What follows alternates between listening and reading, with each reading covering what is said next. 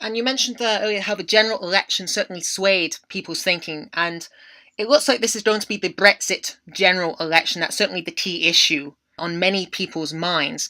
Now, in a recent appearance on the BBC's Question Time programme, your leader, Leanne Woods, stated that the Prime Minister Theresa May's attitude towards Europe and the EU resembled that of, and I quote, English nationalism.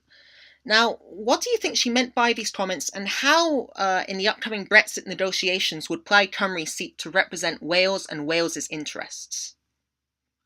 Well, basically, I think there needs to be more of a culture of mutual respect on both sides when it comes to the Brexit negotiations. It's going to take a long time.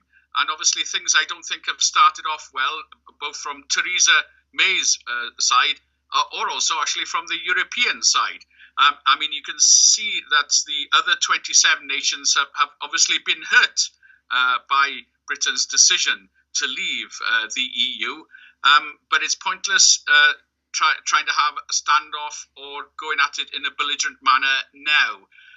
The way to do it is to be mutually respectful, and we haven't had a good start to things from that point of view.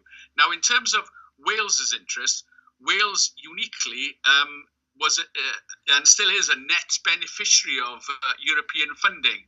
You know, when people said that we pay more money to Europe than we get back, yeah, that applies to England. It does not apply to Wales.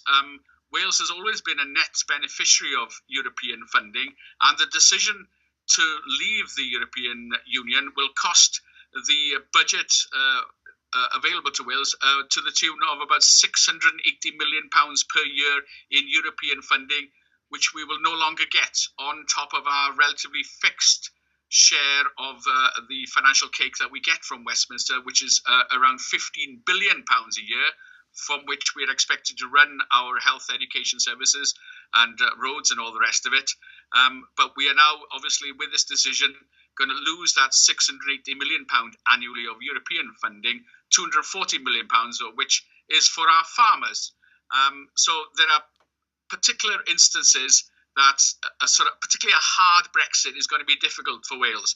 We're also still net exporters here of our manufacturing base, and in fact, 68% of our manufacturing export is with the European Union. So membership of the single European market is vital for us here in Wales to protect 200,000 Welsh jobs, which are at present dependent on our membership of the EU and perforce the single European market. So any thoughts of a hard Brexit and getting out of the single market and the customs union, we view with extreme sort of alarm, really, because 200,000 jobs here in Wales are dependent on our membership of the single market.